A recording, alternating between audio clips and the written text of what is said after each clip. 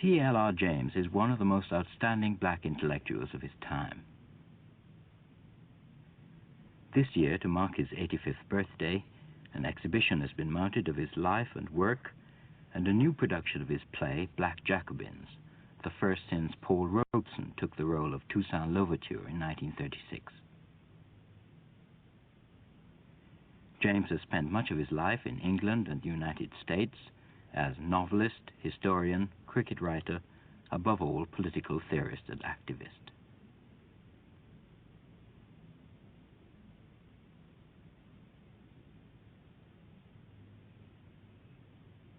But he was born in Trinidad in 1901 and lived there for the first 30 years of his life. My mother's father was an engine driver. He drove from San Fernando to Princestown and back. He was notable because he was a fireman, and there were no black engine drivers. But his engine driver died suddenly, and they didn't know what to do, so they gave him the job as fireman, and he became the first black fireman, and he was put to fill in the gap, and he kept it.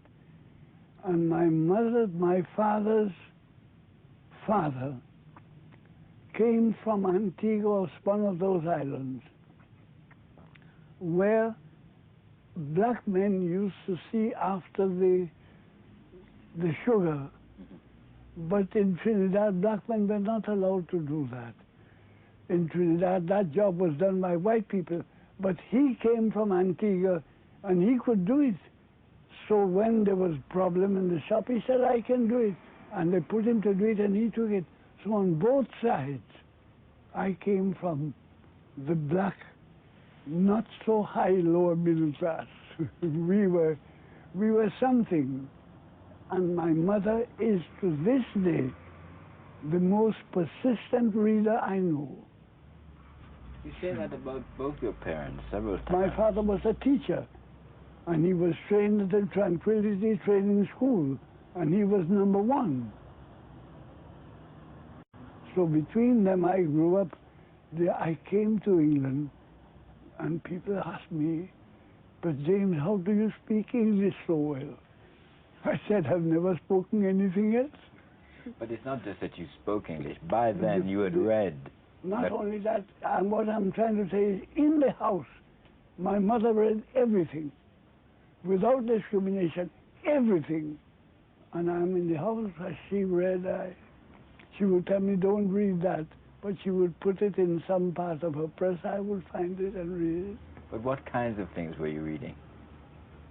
I tell you, there was Thackeray, there was Dickens, there was Charlotte Bronte, there was Charles Garvis, there was a woman called Mrs. E.D.E.N. Southworth, a whole lot of people, all the people in those days. Because my mother was such a reader, anybody who had a book to read or a book to be read came to my mother. And I'm astonished, when I was about 7 or 8, in the house, she had her own Shakespeare, she had her own Vanity Fair, and her own Last of the Mohicans. And nowadays, I look back at what the world was like in 1907. I say that because I was not yet 8 when I began to take exams. And I find it astonishing that my mother, so happened, had been so educated that she, I don't think there were many people in those days who, except the middle classes in England, who had the opportunities that I had. And it wasn't only one book. She kept on reading, so that I had books all the time. But one book in the house that was there for a long time, Vanity Fair, I read that over and over. I wonder whether you know how many times you read Vanity Fair. I don't know, but I read it twice a year. I read it all the time until I was about 30-something. The book means a lot to me. It shaped my early life. So it's not why Vanity Fair, but what Vanity Fair. I kept on reading it. And I was so young when I was reading it that when I came to Major Dobbin, I would have to turn back to see where he came in. And I marked the page. So when I get into trouble with Dobbin, I know exactly where to go and read him. Now that's my life. That's the way I begin. But I was a bright boy. And I must say, I didn't know that. It's only afterwards that I began to look at the advantages and the disadvantages of having been, number one, a bright boy, and number two, the schoolmaster's son. Did that separate you from other students? Separated me very much. Separated me from them and separated them from me. Because I could read and read a lot of books, so that obviously they, and when anything came up, I had read it, I knew. My God, from the time I was about 6 years old, I have been the one to know. It's only within the last 10 years that I've become an ignoramus, not knowing. At the age of 11, he entered the world of Queen's Royal College, or QRC, a kind of English public school transplanted to Port of Spain. I went to QRC and made 2 adventures into knowledge. I began to play cricket and to read about it and to learn about it, and I began to read books, all books. There were books in the library, but the master's room had a set of books, which every master who had come there, he would bring a book and put it in, and so on. And I used to lunch at school. My parents in the country, I would bring my lunch to eat. And the master's library, all the books were there. And there were books on the master's tables in every room. All English literature and a good bit of French literature, Latin and Greek were at my disposal. So from the time I was about 11, Latin, Greek, French, some European literature, between 11 and 18, that was there. I had nothing to do but to take it, and what I didn't like, I put back.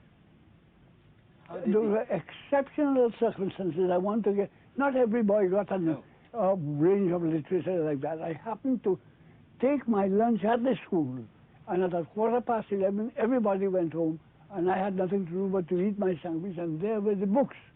And I had a wonderful, I look back now, that was an exceptional opportunity which I used. But how did the interest in cricket begin? I don't mean playing, because lots of people play, No, but the interest in studying cricket. My father gave me a bat and a ball when I was about 4 years old. Because he had been a cricketer in those days. To be a cricketer in the Caribbean was something. You were a civilized person.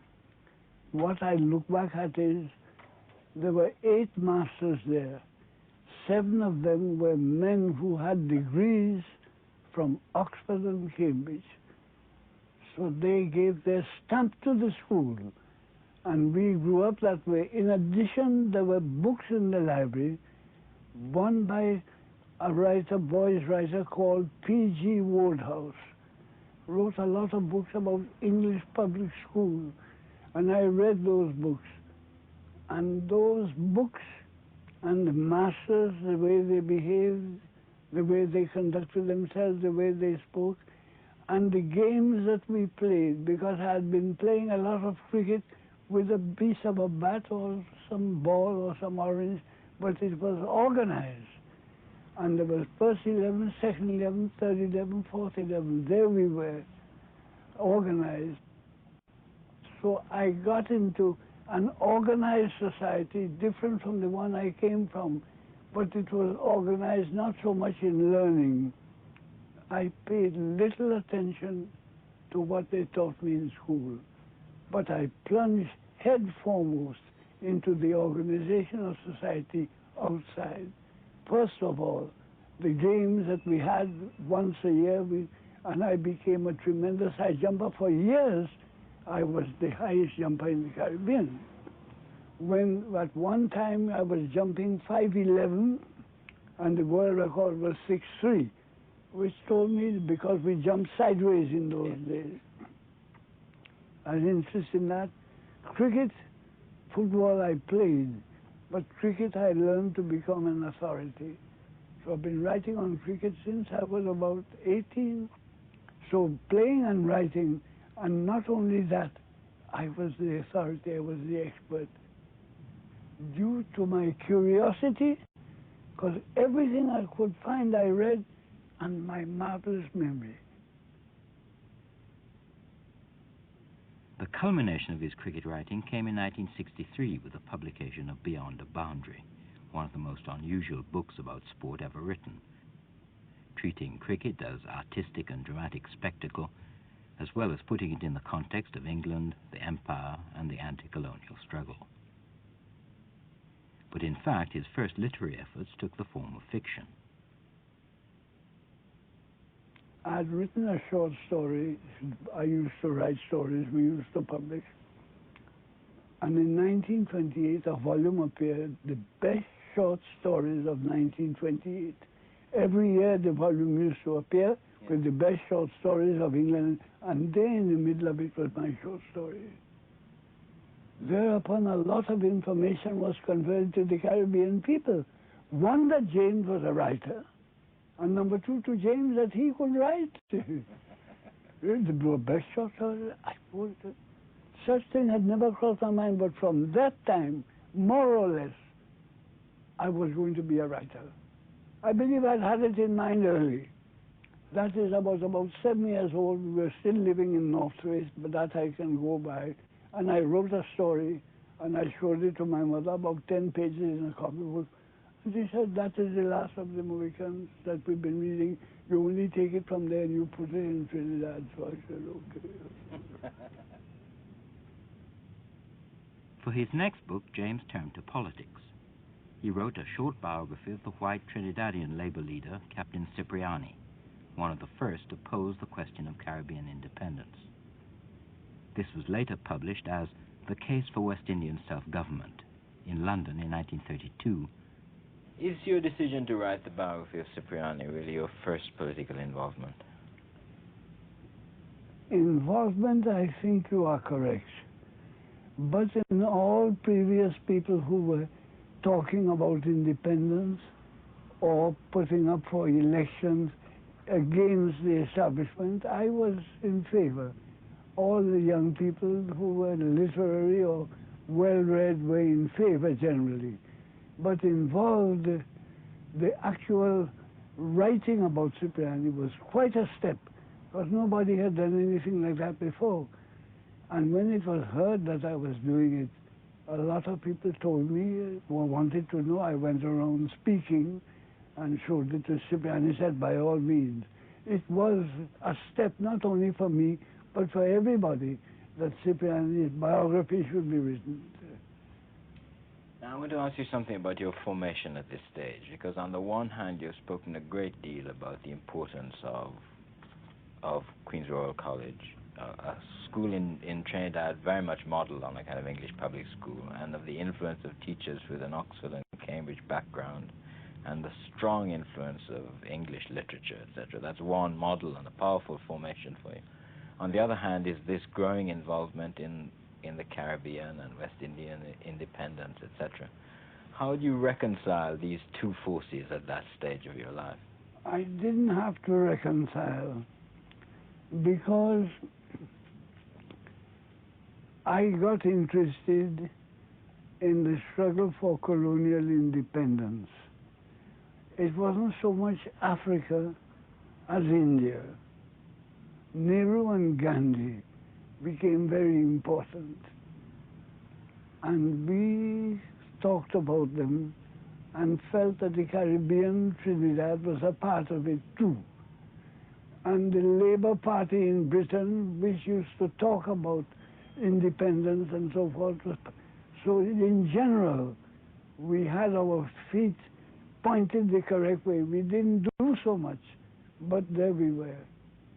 And then about 1929, 1930, the movement swelled, and I began to take part, because before that we were going to meetings, voting, and not doing much.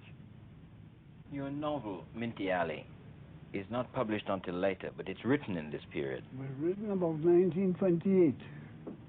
And it's very much about the life of ordinary Trinidadians. Such as I knew it, my instinct is always to write about what I saw and what I knew. I had learned that from the study of European literature, so I, very well educated by them, knew that the proper way for me to write was to write about what I knew. And I had this great advantage. Nobody else had written. So I had a whole field open to myself. And when I began to write about it, the people said, okay, wonderful. So that I was being pushed along by a very helpful breeze. Yes.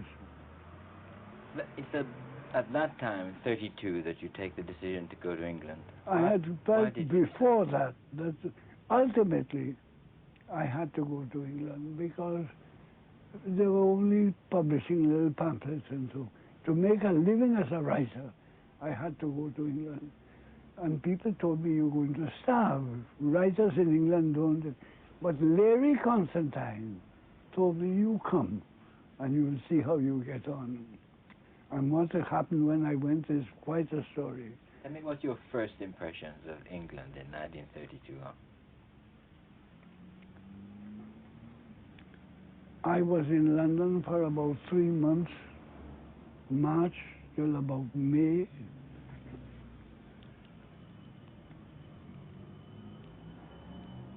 How many black people are in London at that time? Not Any? too many, a few. I tell you what struck me, I think I remember it,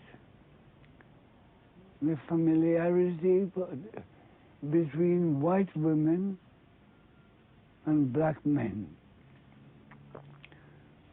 In London, they're quite at home, which is quite something for me, the Caribbean, you know.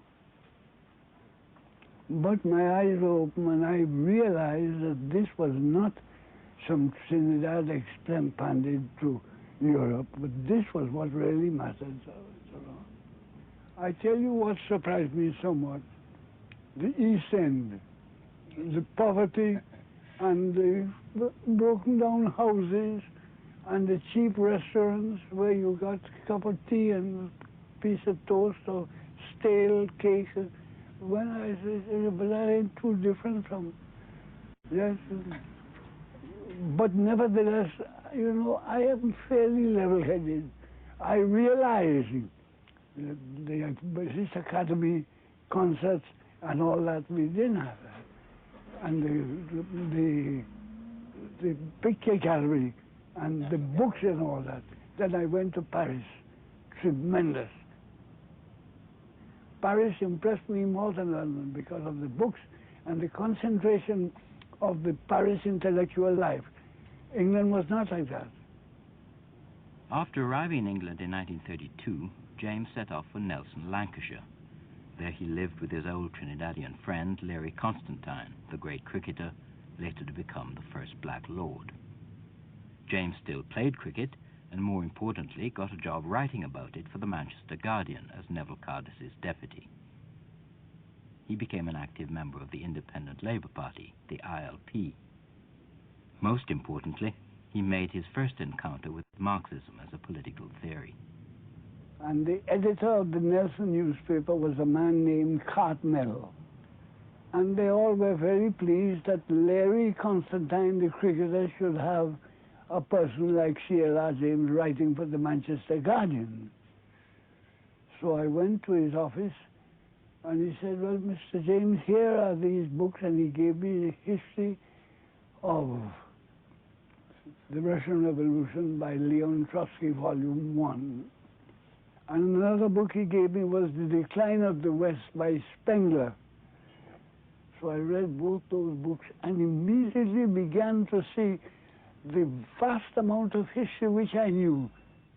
So from there, I suddenly became a Marxist. I tell you a peculiar story. After a year or two, I have read all the Marxist books because it's easy enough. So I said, well, I must join the Marxist movement. So So I say, where are some Trotskyists? Because I know that the communists are terrible liars. I've read the literature. So where are some Trotskyists? They tell me down Hampstead. So I go down there. So I join, I sit down to join. There are one or two other people who come to join. And these are asking questions. And the official Trotskyists can't answer. So I, who have come to join, and one of the joiners, I have to take up the defense of Trotskyism against the critiques of those who want to join. So I join by defending critics.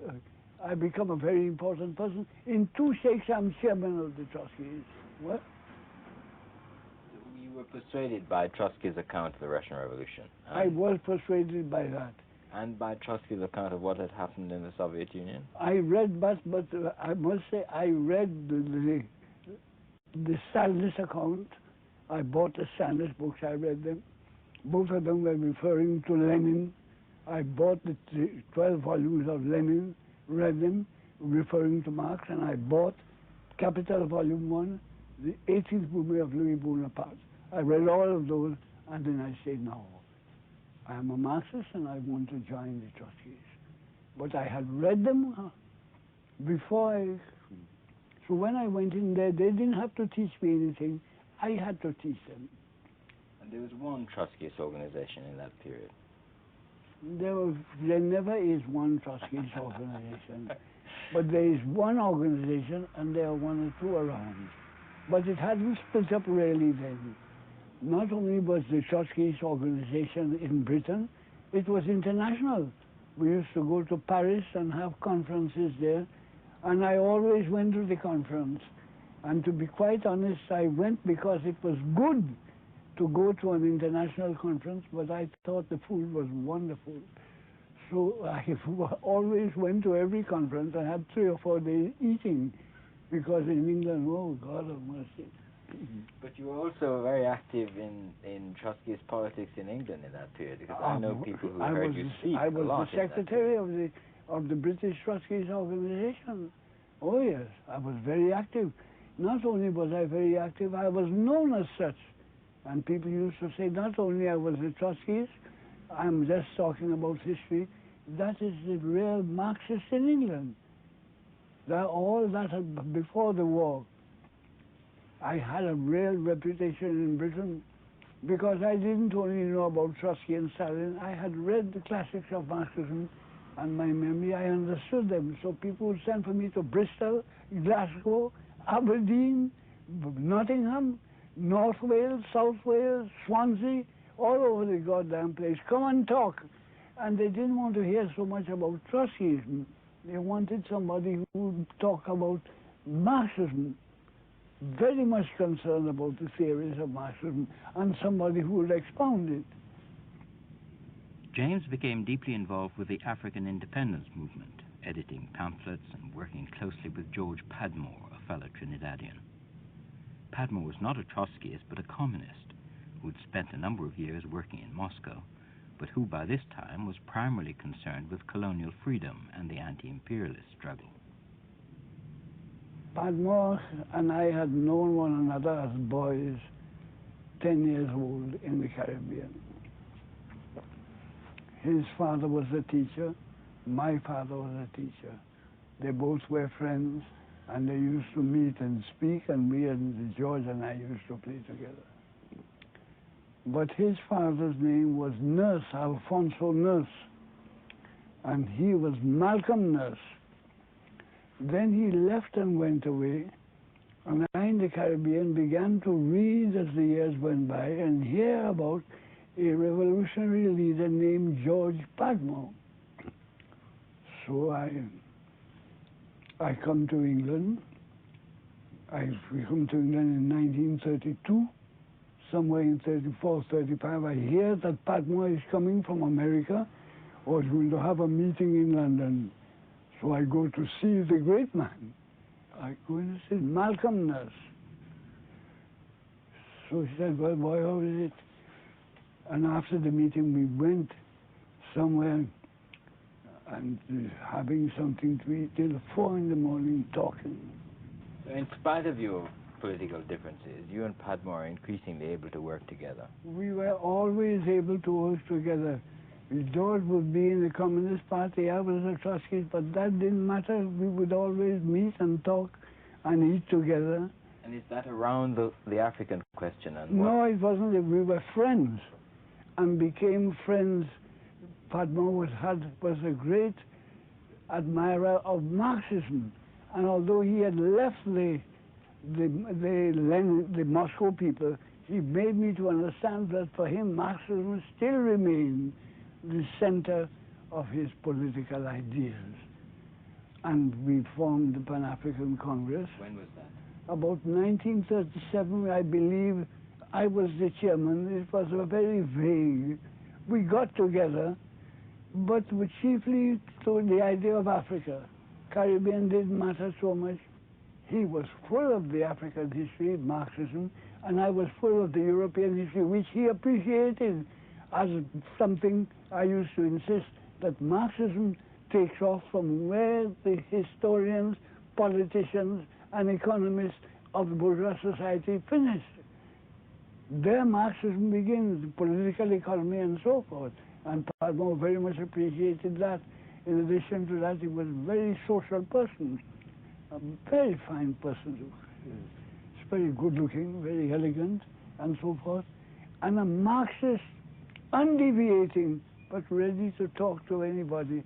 He was one of the old West Indian types. I don't know if you know what I mean. Tell me the old Victorian type. He was one, but a Marxist. And he didn't lose that. The old Victorian, you know, it was easy enough to imagine him in a frock coat and a topper. But he wasn't, but he was an elegant person, fine manners, speech, style, sympathetic, friendly, but undeviating Marxist. Oh, yes. Now let me tell you, the persons whom I remember most clearly are George Padmore, Kenyatta, myself, one or two Nigerians. But Kenyatta was no more a Marxist than he was a follower of John Milton.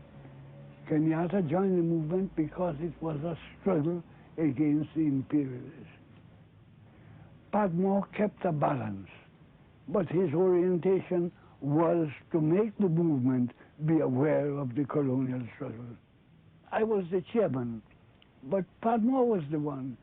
Padmore taught me the importance of Pan-Africa.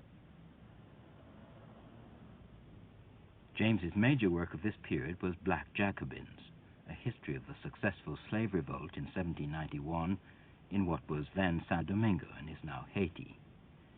Black Jacobins points to the connections between black movements in the Caribbean and the revolutionary developments in France. To research the book, James had to spend a great deal of time in Paris. It was a great center, and I was fairly fluent in French at the time. And then I was a black man.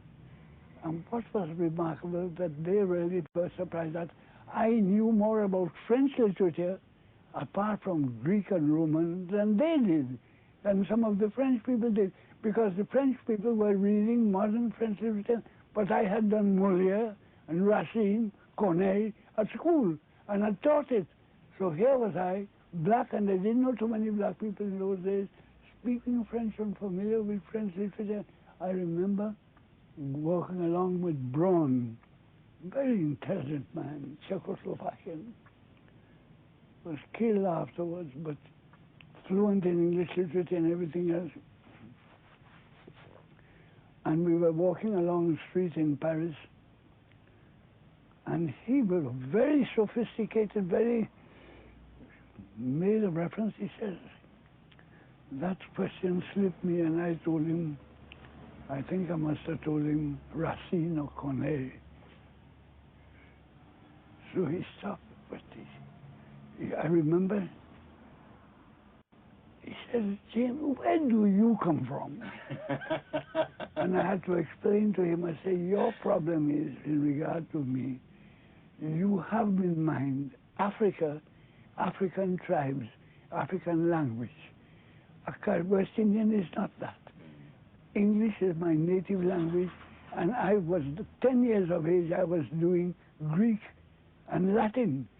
So I grew up, and then after a year or two, French literature and French language. So that's me. So that I would know this is not surprising. What would be surprising is if I didn't know it.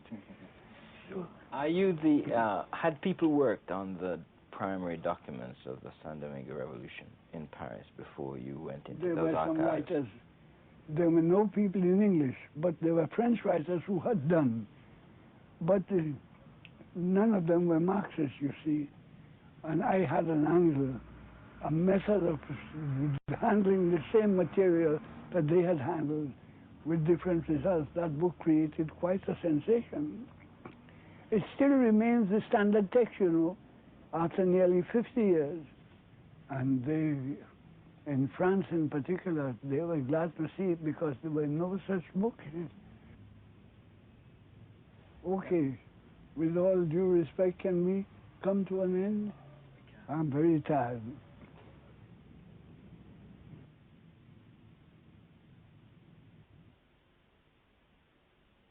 How I take care of my looks is up to me. And for my hair, only recital will do.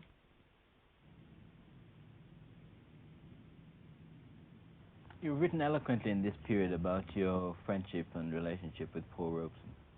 I knew Paul, and like everybody who knew him, had an immense liking and respect for this magnificent person. He is the most astonishing person I have ever met. Not only he could sing, he was a good actor. He wasn't super, but his presence, and in addition to all these gifts which impressed the public, he was a marvelous man in private conversation. Paul would speak and speak at length, but he had the faculty that very few have. Very few great speakers. He could listen. And he could talk a length of time and then listen to you and keep on listening. So you were never bothered by him. He's an extraordinary human being. He's a man I remember very well, very clearly, and with a great deal of respect and satisfaction. Did you agree with him politically? No, I wouldn't say that, but I kept away from that. I believe that the Stalinists made more of Paul's association with them than he did. He never said he belonged to anything, but he went along and would refer to them, and they would pick it up as Paul Robeson said. Robeson, Stalinism, the Communist Party, Paul Robeson, they kept that going. But Paul was, if anything, sympathetic to them. But I believe the man I knew was somewhat cautious, because he was a public figure.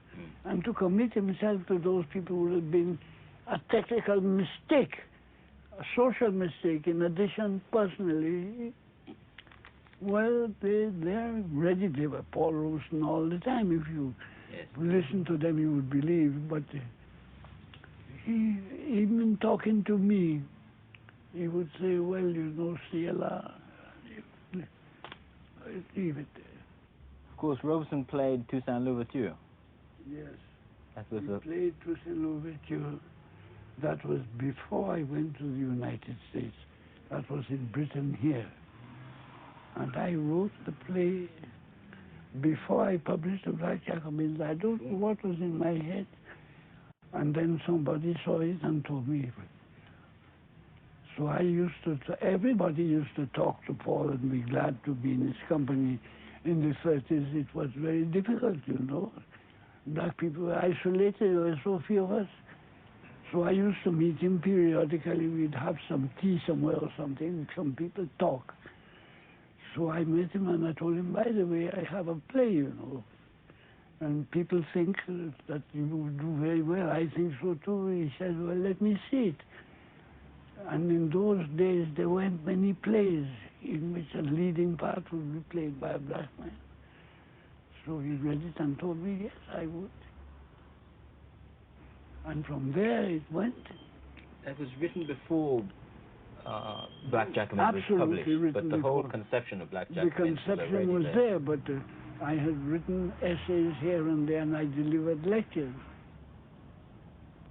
I mean, people now talk about Black Jacobins as an important historical book, but really, it was also a thesis about contemporary black politics, wasn't it? It was, and politics that is fundamental is always applicable to different periods of history, because fundamental politics always has behind it the struggle of different classes.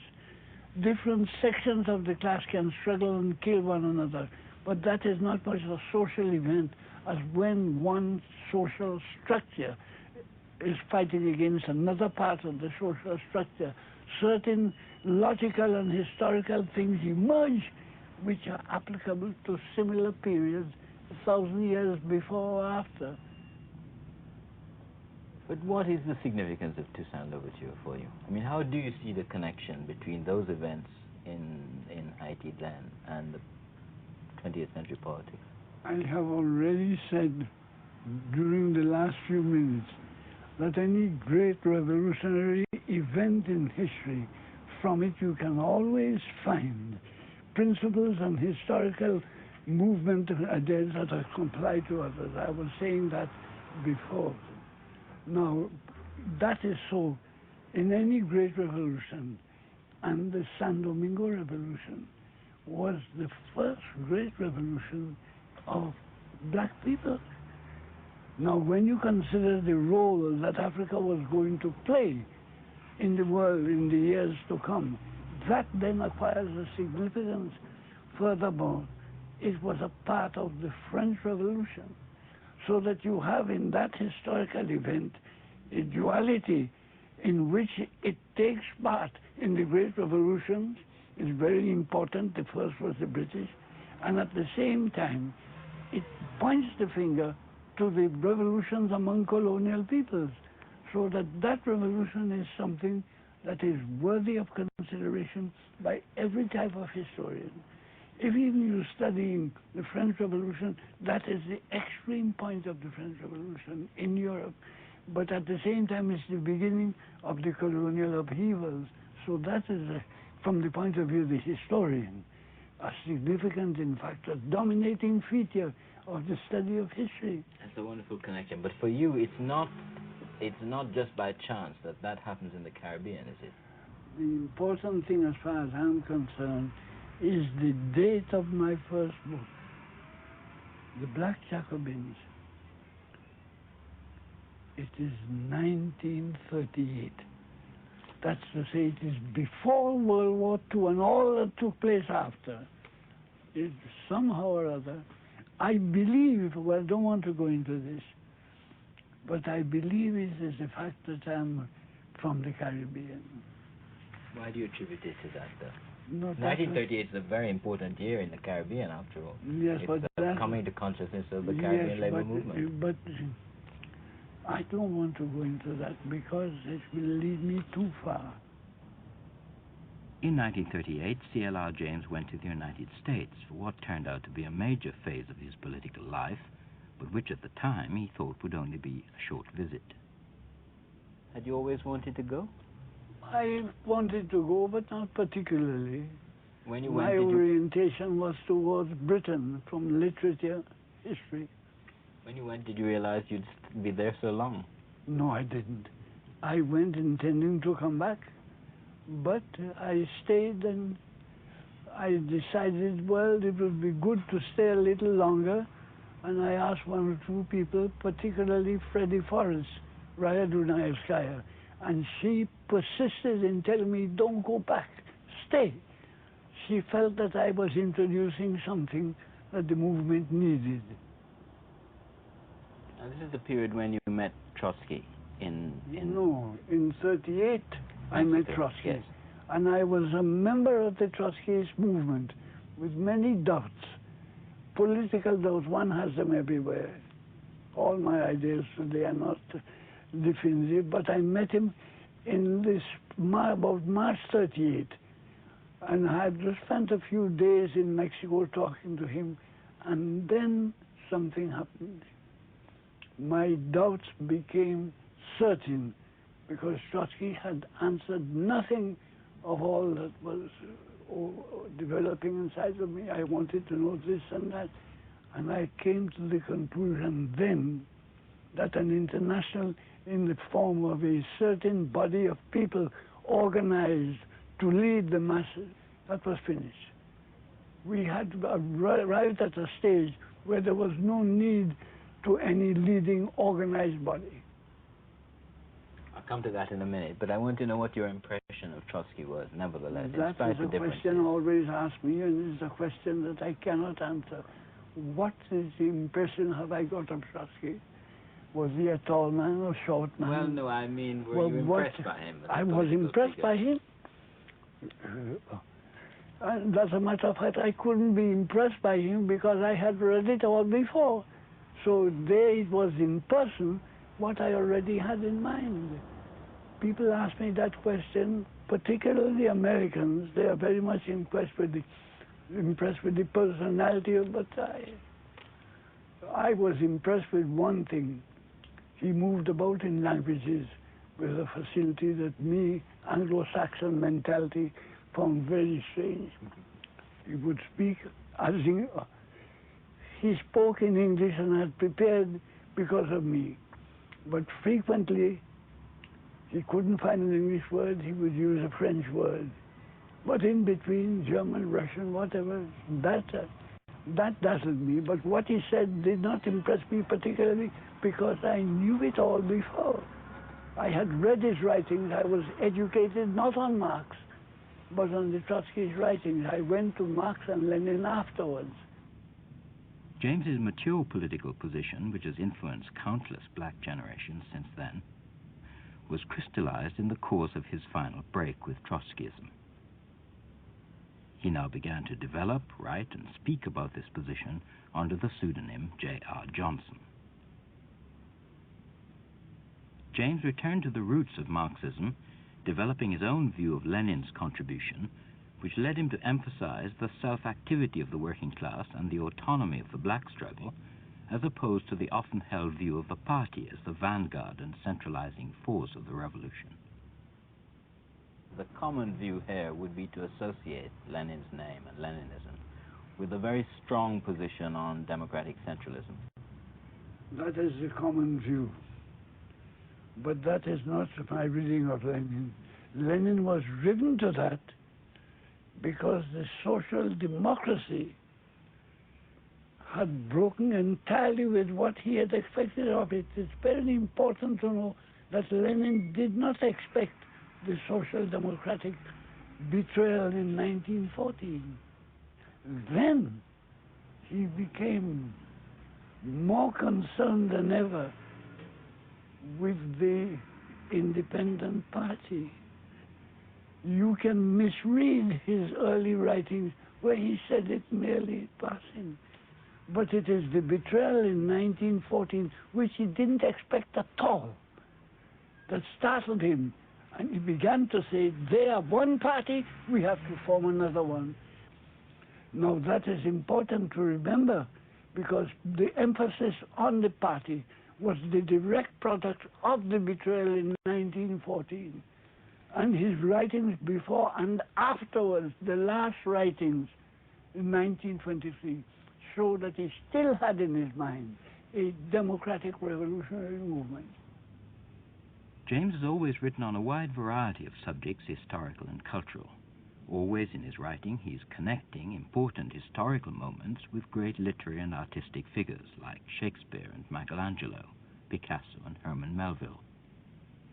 This view is most forcefully developed in Mariners, Renegades and Castaways, the book about Melville which he submitted as part of his case against being expelled from the United States in the days of McCarthyism. For me, the same movement, social forces, instinctive strivings that you see in the big political movements, those take a literary form with the great writer or the artist. But it is something the world is changing. So it's and a highly sensitive writer, he's aware of something and he writes. That's what I think. You can't separate them. But what was it about Melville that attracted you? No, that is very difficult to say. That is a man whom I still believe, apart from Shakespeare, handles the English language with a vividness and yet an instinct for the fundamental that I see in nobody else. Those that, if I had to choose two writers, Shakespeare is one, the second one is Melville. A third might be a very reactionary Englishman, Edmund Burke. Great master of the language. You know his work? Not as well as you do. Not as well as me, but you know it? Well, yes. My reference is... My reference. Oh, yes. But I mean, the handling of the language is very important. But you are not a formalist literary critic. You wouldn't go to Melville just because he wrote well. No, I don't say that at all.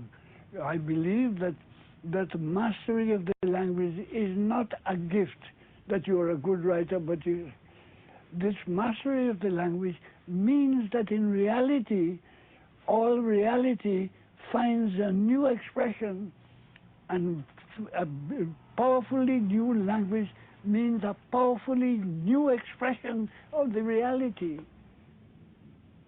After his expulsion from the States, James went back again at once to Trinidad. He edited the paper of the People's National Movement, the party led by Eric Williams, his old pupil, author of Capitalism and Slavery.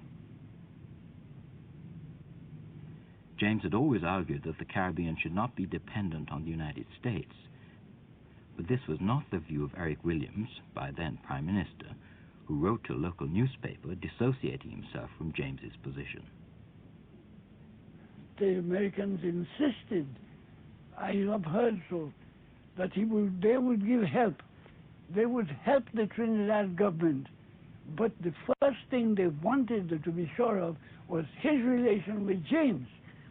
And that accounted for Williams's reversal. Everybody, 26 people called, say, you read the paper? Yes. You read what Dr. Williams said? Please, Dr. James, what have I say, I don't know. What did he give as a reason for?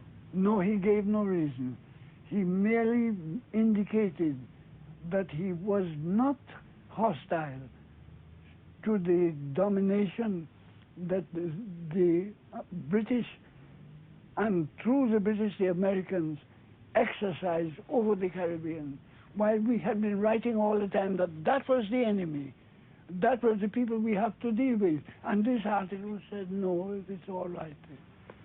That was the difference. But the break didn't stop you because you went on to organize against it. He couldn't stop me. I mean, the British imperialism wouldn't stop me. Williams couldn't. No. But it was a blow because I had been his sponsor and he had done a lot for me since he was about 14 years old. I remember him, a little boy in the fourth form, downstairs at QRC with his glasses and short pants. I'm going to end with a more personal question. E.P. Thompson, at the back of that volume on your life and times that's recently come out, said about you, first of all, he commented on your catholicity of taste, the wide range of interests that you had.